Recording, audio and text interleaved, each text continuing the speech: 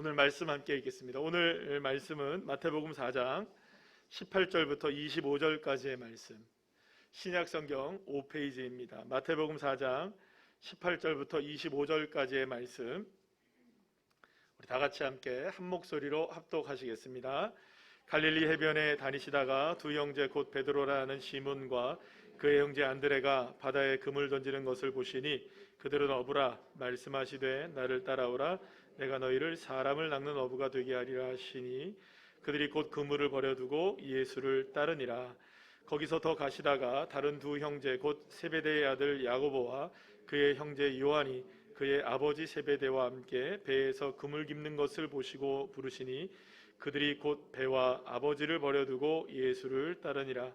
예수께서 온 갈릴리에 두루 다니사 그들의 회당에서 가르치시며 천국 복음을 전파하시며 백성 중에 모든 병과 모든 약한 것을 고치시니 그의 소문이 온 수리아에 퍼진지라.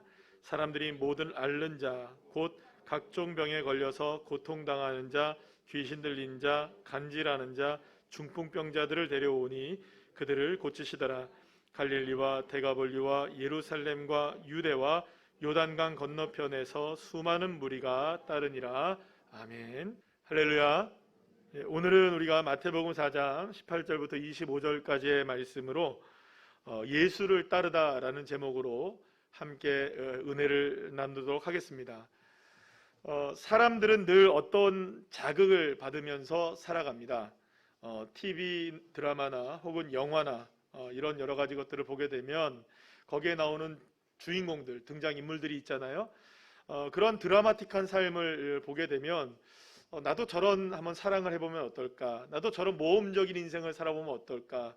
나도 저렇게 성공적인 인생을 살면 얼마나 좋을까라는 우리가 생각을 하게 되고 꿈도 꾸게 되고 나름대로는 자극을 받게 되죠. 그래서 그렇더라고요. 저는 잘 몰랐는데 보니까 어떤 연예인들이 뭐 어떤 화장품을 썼는지 그게 다 뜨더라고요. 어떤 드라마에서 어떤 화장품을 어떤 옷을 입었는지 어떤 가방을 들었는지 그 자리에서 실시간으로 검색하면 다 나오더라고요. 그래서 그게 완판이 되어지고, 왜냐하면 그거 바르면 누구처럼 된다고 생각하는 겁니까? 주인공들처럼 된다고 생각하는 거죠. 그렇게 생각을 하는 겁니다. 그렇게 꿈꾸게 되죠. 나도 가히를 바르면 뽀샤시 해주는 줄 알아요. 그죠? 그렇게 된다고 생각하는 거죠. 때로는 날씬한 사람, 멋지게 근육이 오른 사람들을 보게 되면 나도 저런 놈을 좀 가지고 있으면 얼마나 좋을까? 이런 몸 말고요. 그런 몸 가지면 얼마나 좋을까라는 생각을 하기도 하고, 또 때로는 그 엄청난 양의 이게 음식을 먹는 먹방 같은 걸 보면 와, 정말 맛있겠다. 그리고 특히 이제 TV를 보게 되면 저녁 시간대쯤 돼서 저녁 늦은 시간대쯤 되면 꼭 라면 먹는 장면 나오잖아요. 유혹이 막 밀려오죠. 이걸 먹어 말어. 아침에 일어나면 이게 부쩍을 해서 이런 일들이 얼마나 많이 있습니까? 그래서 사실은 어떻게 보면은 그런 것들을 보면서 대리만족을 느끼기도 하고 그런 걸 소망하기도 하는 것이 우리의 모습인 것 같아요. 그러고 보면 TV를 비롯한 미디어들과 이 SNS에서 쏟아지고 있는 수많은 이야기들과 정보들을 보게 되면 하나같이 자극적인 것들이 굉장히 많은 것들을 보게 됩니다. 자, 그런데 문제는 시간이 지나면 지날수록 이러한 자극과 유혹은 더 강렬해지게 되고 사람들은 더 자극적인 것에 집착하게 되고 결국에는 어떻게 되느냐, 이 중독에 빠지게 되는 그런 일들이 벌어지게 된다는 겁니다. 1973년 노벨상을 수상한 네덜란드의 동물행동학자인 니코 틴버겐이란 교수님이 계시는데, 이분이 이러한 현상을 뭐라고 표현하냐 하면, 따라해 볼까요? 초정상 자극. 굉장히 어려운 말인데요. 이게 뭐냐 하면 초정상 자극이라는 것은 자연적인 것보다 더 본능을 강하게 자극하는 인공적인 자극이 바로 뭐라고 한다고요? 초정상 자극이라고 말한다는 거예요. 자, 그런데 하버드 의과대학 교수인 디어드리 베릿이라는 교수님이 계시는데, 이분이 쓴 책에 인간은 왜 위험한 자극에 끌리는가라는 책에서 이 초정상 자극이 우리의 인생의 운전석을 차지하려는 것들이 되었다라고 말합니다. 현대인들이 그래서 이 초정상 자극에 이리저리 끌려다니고 있고 결국에는 몸과 마음까지도 망가지게 되어서 결국은 인간이 현대사회에서 가장 위험성을 알아야 되는 것 중에 하나가 뭐냐, 이 초정상 자극의 위험성을 알아야 된다, 이렇게 역설을 하고 있는 것을 보게 됩니다. 이 베릭 교수는 이렇게 얘기합니다. 실물보다 과장된 모조품이 더 강한 매력이 있다는 것이 초정상 자극의 핵심이라고 말하는 거예요. 실험을 하나 소개하는데요. 팀버겐 교수의 연구로 소개를 그 베리 교수가 이야기를 하는데요. 회색 야생 거위 한 마리를 놓고 이제 그 실험을 한 거예요. 거위가 알을 낳습니다. 이 알을 딱 낳는데 그 알을 낳은 곳에다가 옆에다가 배구공처럼 생긴 공에, 요즘 여러분들 배구공 보시면 알록달록하잖아요. 그런 배구공을 알록달록한 특정 색을 만들어 놓은 배구공을 거기다 이렇게 같이 놔둔 거예요. 그리고 이 알들을 이렇게 위험을 가한 거예요. 그런데 그러면 여러분, 회색 야생 거위는 뭘 지켜야 될까요? 자기의 알을 지켜야겠죠? 본능적으로 당연한 거 아니겠어요? 그런데 이 야생 거위가 자기의 알을 지키는 게 아니라 알록달록한 배구공 같은 거를 지키는 거예요. 무엇에 자극이 된 걸까요? 강렬한 것에 자극이 된 거예요. 그러니까 원래 지켜야 되는 걸 지키지 못하고 강렬하게 자극되는 것을 쫓아가게 된다는 것을 알게 된 거예요. 그런데 문제는 현대 사회가 이러한 초정상 자극을 끊임없이 극대화하고 있다는 것입니다. 여러분, 그래서 우리는요, 어떤 맛있는 과일보다, 달콤한 과일보다 설탕과 사탕을 더 좋아해요. 일전에 과일이 맛있대요. 여기 홈플러스에서 무슨 과일이라고 하더라고요. 근데 뭐 이렇게 아주 당도가 높대요. 그래서 한번 사봤어요. 먹으니 정말 달아요. 근데 한 개밖에 못 먹겠어요. 그게 알고 보니까 그게 조작한 것이더라고요. 설탕 같은 걸 주입해가지고. 너무너무 달고 맛있는데 한 개 이상은 못 먹겠더라고요. 그러니까 과일도 조작해서 그 당도를 극대화시키는 거예요. 그러면 실제로 우리는 뭘 먹는 걸까요? 과일을 먹는 걸까요? 설탕을 먹는 걸까요? 과일처럼 생긴 설탕을 먹는 거죠. 그리고 어떤 귀여운 아기보다도요, 인형들을 좋아하게 되고요. 그리고 내 주위에서 찾아볼 수 없는 사람들, 어디만 틀면 나옵니까? 틱틱틱 틀면 거기에서 탁 나오는 거예요. 그러니까 사람들이 그것만 쫓아가는 거죠. 그리고 점점 자극적인 것을 찾는 대신에, 그러니까 자연적인 자극을 찾는 대신에, 우리가 원래 걸어가야 될 것을 찾는 대신에 점점점 사람들은 손쉽게 얻을 수 있는 초정상 자극적인 것, 그런 것들을 찾게 된다는 것입니다. 사랑하는 여러분, 그런데 이러한 모습은 단지 현재 사회만의 문제는 아니라고 볼 수가 있어요. 이 문제는 이미 태초에 에덴 동산에서부터 있어왔던 아주 오래된 이야기라고 할 수가 있습니다. 하나님은 에덴을 만드셨어요. 그리고 그곳에 아담과 하와가 살 수 있도록 모든 것을 다 맡기셨어요. 그러면서 하나님이 뭐라고 말씀하십니까? 동산 중앙에 있는 선악을 알게 하는 나무의 열매는 먹지 말아라. 그걸 먹으면 어떻게 된다? 반드시 죽을 것이다. 이렇게 말씀을 하셨던 거예요. 그런데 사탄이 뱀으로 돼가지고 아담과 하와를 유혹을 하게 됩니다. 그 어떤 열매보다 선악을 알게 하는 나무가 더 탐스럽게 보이기 시작하는 거예요. 그리고 더 먹음직스럽게 보아지고 보암직하게 보아지는 거예요. 그리고 결국에는 절대로 먹어서는 안 되는 선악을 알게 하는 열매를 따 먹게 되었던 것이죠. 바로 이렇게 먹음직하고 보암직한 자극으로 유혹을 끊임없이 하고 있는 것이 일종의 초정상 자극이라고 말할 수가 있고요. 그리고 그 이면에는 사탄의 치밀한 공격이 숨겨져 있는 것입니다. 그래서 사탄은 어떻게 해서든지 더 자극적인 것들로 사람들의 마음을 사로잡으려고 하는 거예요. 결국에는 베릭 교수가 얘기한 것처럼 마음에 주인으로 마음의 운전석을 차지하게 만드는 것이고요. 결국 그렇게 누구를 떠나게 만드는 걸까요? 하나님을 떠나게 만들어가는 거예요. 그리고 인생이 그렇게 전락시키려고 끊임없이 더 자극적인 걸로 사람들을 유혹하고 유혹해서 결국에는 중독에 빠뜨려 버리는 거예요. 사도 바울의 고민도 바로 여기에 있었습니다. 영으로는 하나님의 말씀을 따르고 하나님의 뜻대로 사는 것을 원하지만 내 육신은 그 반대로 하나님의 뜻이 아닌 정욕과 욕심을 따라 살려고 하는 힘이 너무나 강렬하게 싸우고 있다는 거예요. 한쪽으로는 하나님의 법을, 한쪽으로는 이 땅에 살아가는 많은 욕심들을 바라보고 살아간다는 거예요. 그래서 이것이 두 개가 격렬하게 싸우고 있는 싸움의 장이 어디냐? 내 삶이라는 거죠. 그래서 사도 바울은 뭐라고 고백하느냐? 우리의 인생을 오호라, 나는 곤고한 사람이로다. 우리를 곤고한 인생이라고 사도 바울이 표현하고 있는 것입니다.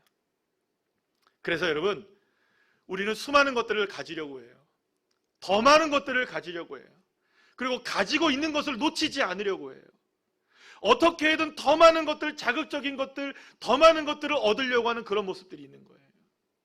여러분, 투자는 좋습니다. 그죠? 투자는 할 수 있겠을 거예요. 그런데 더 많이 자극적으로 하려 보다 보니까 어떻게 하는 겁니까? 빚투를 하는 거예요. 빚투. 빚을 내서 투자를 하는 거예요. 그러니까 엄청난 어려움을 당하게 되는 거예요. 중독에는 어떻습니까? 여러분, 처음에는 작은 것들로 시작이 돼요. 그런데 나중에는 여러분 큰 것들로 막아도 안 되는 거예요. 그런 일들이 우리에게 얼마나 많이 일어납니까? 그래서 사실 여러분, 우리가 가지고 있는 것들, 가지려고 하는 것들은요, 끊임없이 우리를 더 자극시켜요. 더 많이 가져라, 더 많이 갖고 있어야 된다, 더 많이 해야 한다, 더 많이 집중해야 한다. 그러니 여러분, 우리가 가지고 있는 것들, 하려고 하는 것들, 모든 것들을 내려놓는 것이란 결코 쉽지가 않은 것입니다. 아니, 쉬운 정도가 아니라 거의 불가능하다고 볼 수가 있는 것이죠. 왜냐하면 인간의 본성은 끊임없이 초정상 자극에 반응하고 계속해서 더 자극적인 것을 원하고 결국에는 보암직하고 먹음직스러운 것을 끊임없이 우리는 갈망하는 인생이 되었기 때문입니다. 자, 그런데 이러한 세상 속에 예수님은 전혀 새로운 모습으로 우리에게 다가오셨어요. 남들보다 더 많은 것들을 가지려고 하는 이 세상 속에서, 그리고 더 자극적인 것을 원하는 방향으로 흐르고 있는 우리들의 인생들에게 주님은 우리에게 다가오셨을 때 수많은 사람들이 그 반대의 방향으로 나가게 되는 것을 보게 되는 겁니다. 예수님의 이름으로 인해서, 예수님으로 인해서 삶을 돌이키게 되고, 예수님으로 인해서 자신의 것들을 버리게 되는, 그리고 주님을 따르게 되는 그런 놀라운 변화들이 일어나게 되었던 것이죠. 예수님이 이 세상을 향해 처음 선포했던 말씀이 마태복음에 의하면 마태복음 4장 17절 말씀 우리 다 같이 한번 읽어볼까요? 시작. 회개하라, 천국이 가까이 왔느니라. 아멘. 자, 그런데 이 말씀을 소개하는 마태는 그 앞에 뭐라고 말씀을 덧붙이냐면, 따라합시다. 비로소 전파하여, 그렇게 말을 덧붙이고 있어요. 그러니까 비로소 전파하여 이르시되 회개하라, 천국이 가까웠느니라, 이렇게 말씀하셨다는 거예요. 그러면 여기서 비로소라는 말의 뜻을 우리가 한번 살펴보려고 하는데요. 이 비로소라는 말의 헬라어는 아르코마이라는 말인데요. 이 뜻이 뭐냐? 첫째 혹은 시작하다, 통치하다라는 의미를 갖고 있는 이 아르코라는 말에서 파생된 단어입니다. 자, 그러니까 예수님께서 비로소 전파하셨던 그 말씀, 무엇이죠? 회개하라, 천국이 가까이 왔다라고 말씀하셨을 때 그 비로소라는 단어는 어떤 의미가 갖고 있냐면, 하나님 나라가 이 땅 가운데 시작되었고 주님의 통치가 시작되었으니 이제는 너희들이 무엇을 하라? 회개를 해야 한다라는 겁니다. 다시 한번, 하나님의 나라가 시작되었고 하나님의 통치가 시작되었으니 이제는 너희들의 삶을 돌이켜서 회개해야 한다라고 말씀하고 있는 거예요. 자, 그러면 회개라는 단어는 어떤 뜻일까요? 회개는 따라합시다. 돌이킴, 돌이키다라는 의미를 갖고 있어요. 자, 그런데 이 돌이키다라는 이 회개라는 말은 단순히 마음을 바꾸는 정도의 단어가 아니라 삶의 방향을 완전히 바꾸는 것입니다. 따라합시다. 삶의 방향을 바꾼다. 그것이 바로 회개의 본질인 거예요. 그래서 여러분, 삶의 방향을 어디로 바꾸느냐? 누구에게로 바꾸는 것일까요? 예수님에게로 바꾸고, 하나님 나라로 바꾸고, 하나님의 통치로 바꾸고, 하나님의 다스림으로 바꾸는 것. 이게 바로 회개의 본질이라고 말할 수 있어요. 그러니까 세상을 향해 나가다가 하나님을 향해 방향을 트니까 누가 보이는 겁니까? 주님이 보이고 하나님이 보이니 무엇이 드러나는 걸까요? 내 삶에 잘못된 죄들이 드러나겠죠? 그러니 그 죄들이 드러날 때 회개가 나온다, 이렇게 얘기하는 거예요. 그러니까 회개의 본질은 죄만이 우리가 연결되는 것이 아니라 우리의 삶 자체가 무엇으로 바뀌는 걸까요? 방향이 바뀌는 걸 얘기해요. 거기 안에는 죄사함의 은혜도 있는 것이고 우리의 삶의 본질이 바뀌는 것이 있다는 거죠. 그것을 회개라고 말한다는 것입니다.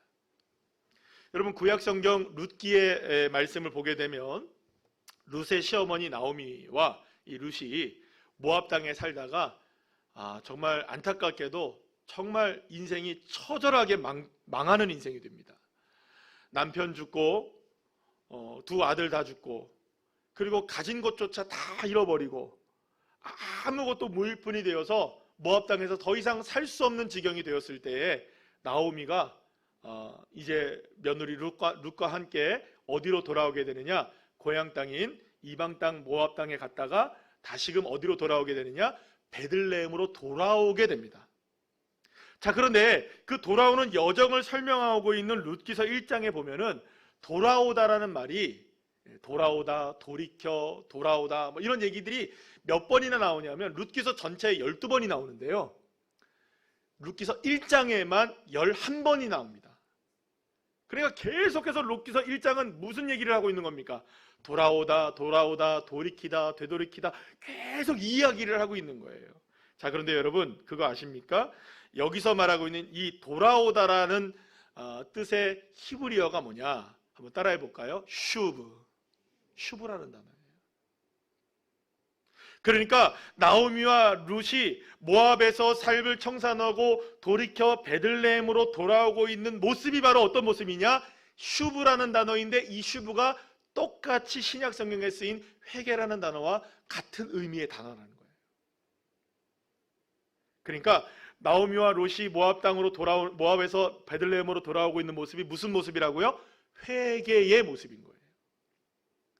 이러한 회개의 돌이킴 곧 슈브의 삶이 바로 하나님 나라 안으로 들어오는 것, 하나님의 통치 속으로 들어오는 것, 하나님의 다스림 속으로 들어오는 것을 말하는 것이고, 그렇게 해서 인생이 다시금 새로운 출발점에 이르게 되었다는 것을 룻기서는 우리에게 말씀해 주고 있는 것이죠. 자, 그런데 예수님께서 이렇게 회개를 선포하시며 하나님 나라의 통치를 이 땅 가운데 시작하셨을 때 놀라운 일들이 벌어지게 돼요. 바로 예수님을 따르기 시작하는 사람들이 생기게 되었다는 것입니다. 예수님은 이른 아침 갈릴리 해변을 거니셨습니다.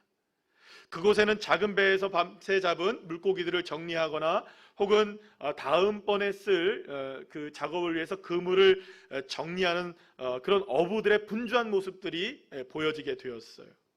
자, 그런데 그때 예수님께서 생명부지의 베드로와 안드레 그리고 야고보와 요한을 향해서 이렇게 말씀하셨던 거예요. 오늘 보면 19절 말씀 다 같이 읽어볼까요? 시작. 말씀하시되 나를 따라오라. 내가 너희를 사람을 낚는 어부가 되게 하리라. 아멘. 주님께서 그들을 부르셨던 것입니다.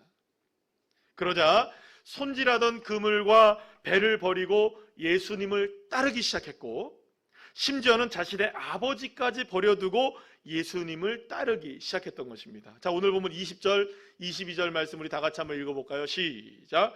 그들이 곧 그물을 버려두고 예수를 따르니라. 그들이 곧 배와 아버지를 버려두고 예수를 따르니라. 아멘. 여기서 그물을 버리고 배를 버렸다는 것은 자신의 생업, 그러니까 먹고 사는 문제들을 다 내려놓았다는 의미를 가지고 있는 거예요.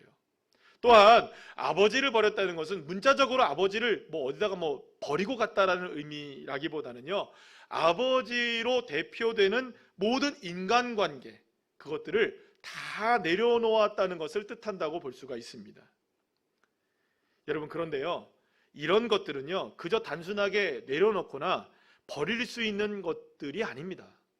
여러분 생각해 보세요. 어떻게 부모님을 버릴 수 있고 내려놓을 수가 있습니까? 어떻게 수많은 인간관계들을 다 버릴 수가 있습니까? 그렇다고 여러분 직장과 일터를 버리는 것은 쉬운 일입니까? 여러분 생업 포기하시겠습니까? 물론 우리의 인생을 살다 보면 어떤 사건과 부득이한 일을 당하게 될 때 때로는 생업을 포기할 때도 있을 것이고요, 인간관계를 끊게 되는 일들이 우리에게 벌어지기도 합니다. 어떤 사건과 사고를 통해서는. 그러나 그렇다 할지라도 멀쩡한 직장을 버리고 멀쩡하게 살아가는 가족들을 버리는 일들은 가능한 일이 아닌 것이죠. 그런데 예수님이 그들을 부르셨을 때 그들은 예수님의 말씀을 따라서 모든 것들을 버려두고 예수님을 따르기 시작했던 것입니다. 그렇다면 도대체 어떻게 이런 따름이 가능했던 것일까? 그리고 이 따름이란 도대체 어떤 의미를 가지고 있는 것이었을까요? 그러나 여기서 한 가지를 우리가 분명히 알아야 될 것이 있습니다. 여기서 따른다는 것은 단순하게 예수님이라는 사람을 따르는 것만을 의미하는 것이 아니에요. 물론 예수님이라는 그 분을 따르는 것도 중요한 일이지만 더 큰 이야기를 우리가 바라볼 수 있어야 되는 거죠. 예수님께서 비로소 전파하시기 시작하셨던 것, 비로소 전파하시기 시작하셨던 것이 무엇입니까? 하나님의 나라를 향한 외침 아니셨습니까? 하나님 나라를 향해서 돌이켜라, 하나님 나라를 향해서 돌아오라고 외쳤던 것이 회개하라, 천국이 가까웠느니라는 주님의 말씀이었던 것을 생각한다면, 예수님께서 베드로와 안드레, 야고보와 요한을 부르셨던 것은 그들을 단순하게 예수 나를 따르라, 나를 따르라 이렇게 했던 것이 아니라 너희들의 인생, 이제는 세상을 향해 가던 인생이 어디 나라로 들어와야 된다? 하나님 나라로 들어와야 된다. 하나님의 다스림 안으로 돌이켜야 한다. 하나님의 통치 안으로 주님이 그들을 부르시고 계셨던 것입니다. 자, 그런데 예수님의 제자들이 된 이들만 예수님을 따랐던 것이 아니었습니다. 물론 예수님의 제자들처럼 모든 것들을 다 버려두고 예수님을 따르지는 않았지만 수많은 사람들이 갈릴리에서, 데가볼리에서, 예루살렘에서 온 유대와 요단강을 건너편 지나서 그리고 또 이방인의 땅인 수리아 안디옥 지방에 이르기까지 그 소문이 퍼지게 되었고, 수많은 사람들이 예수님의 계신 곳을 향해서 따라오기 시작했던 거예요. 누구를 따르기 시작했다고요? 예수님을 따르기 시작했던 거예요. 자, 오늘 보면 24절, 25절 말씀 다 같이 한번 읽어볼까요? 시작. 그의 소문이 온 수리아에 퍼진지라 갈릴리와 데가볼리와 예루살렘과 유대와 요단강 건너편에서 수많은 무리가 따르니라. 아멘. 예수님께서 하나님 나라를 선포하시고 하나님께로 돌이키라고 선포하시기 시작하자 유대 땅에 있는 수많은 사람들이 자신의 삶의 자리에서 주님이 계신 곳을 향해 방향을 어떻게 했다고요? 돌이켜 주님을 따르기 시작했던 겁니다. 이렇게 수많은 무리들이 예수님을 따랐던 따름은 이런 것이라고 볼 수가 있는 거예요. 그들에게 얼마나 세상에 자극적인 것들이 많았겠어요. 지금까지 움직이던 삶의 방향이 다 자극적인 것을 향해 나가지 않았겠어요? 자신이 원하는 것들을 향해 나갔고 자신이 이루고자 하는 것들을 향해 나가고 있던 수많은 방향들, 수많은 인생의 방향들, 그렇게 살아가는 수많은 방향들, 이제는 그 방향들을 돌이켜 누구를 따르기 시작했다는 것일까요? 예수를 따르기 시작했던 거죠. 그냥 예수님을 따랐던 것이 아니었어요. 하나님의 나라를 향해 삶을 돌이키게 되었다는 것을 보여주는 것이라고 할 수 있어요. 우리 함께 찬양 불렀잖아요. 예, 하나님의 뭐죠? 갑자기 이름 제목이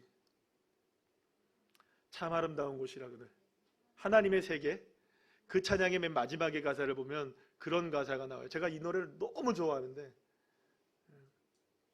이 노래의 맨 마지막 가사만 보면서 눈물이 나요. 나는 계속 걸어갑니다. 수없이 넘어져도 사람들의 방향과는 다르다 해도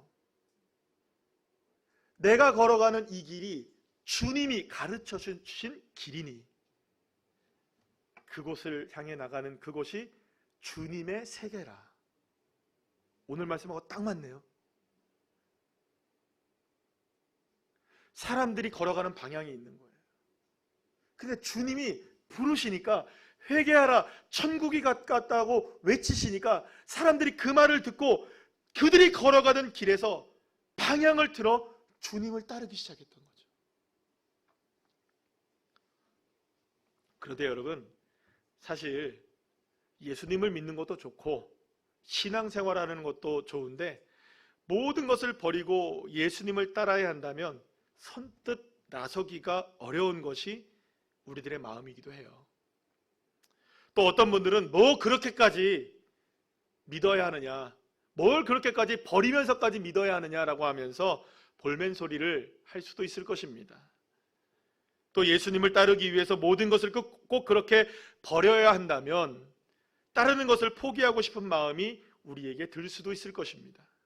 그러나 분명히 기억해야 하는 것이 있습니다.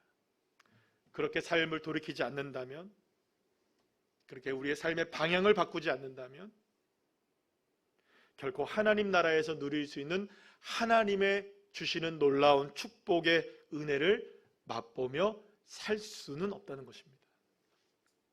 물론 세상의 더 자극적인 것들과 더 쾌락적인 것들로 인해서 우리의 삶을 채울 수는 있을 거예요. 그러나 여러분, 경험해보지 않으셨습니까? 우리 모두들에게 경험되어진 것들이 있습니다. 더 자극적인 것들을 쫓고 더 자극적인 것들로 만족되었을 때 진짜 만족이 오던가요? 마지막에는 공허한 뿐인 거예요. 결국에는 그렇게 중독되어지고 그렇게 집중되어졌을 때 우리의 삶은 피폐되어지고 무너지게 되고 엉망이 되어지는 일들이 얼마나 많습니까?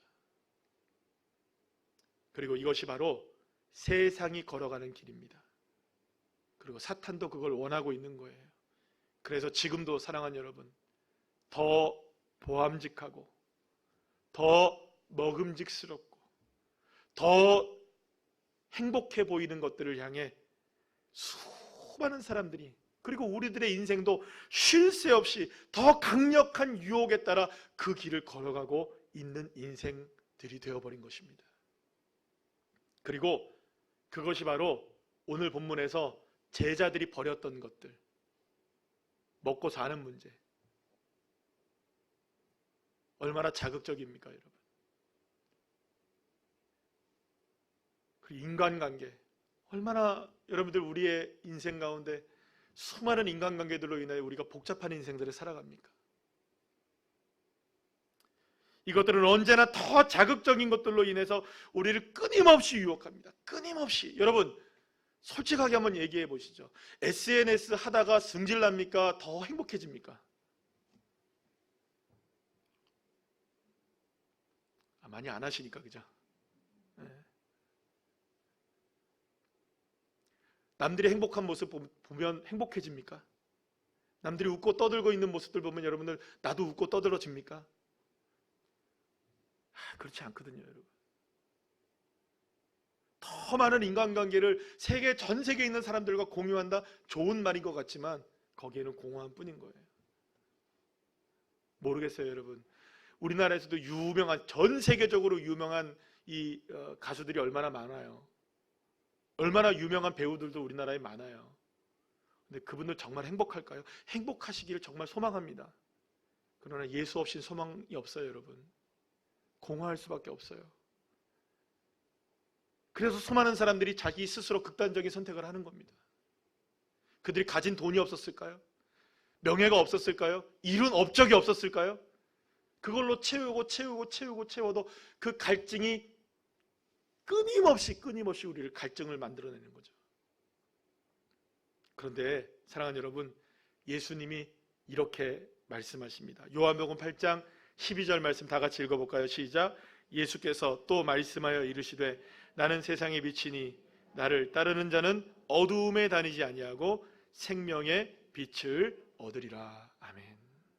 자, 그런데 실제로 이런 일들이 예수님을 따르는 사람들에게서 나타났다는 것을 오늘 본문 말씀이 증명해주고 있습니다. 23절 24절 말씀 볼까요? 시작.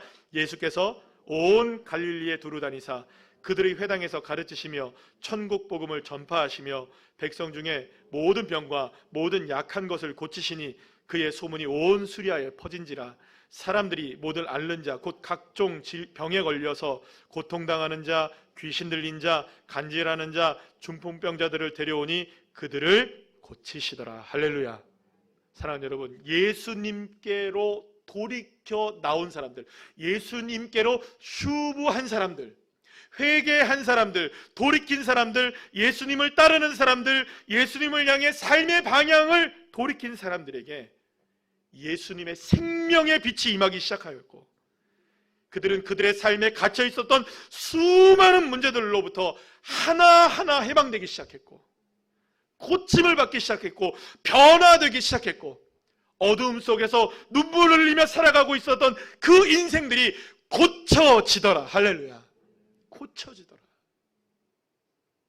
그런데 이것은 그때만 일어난 말이 아니었어요. 일이 아니었어요.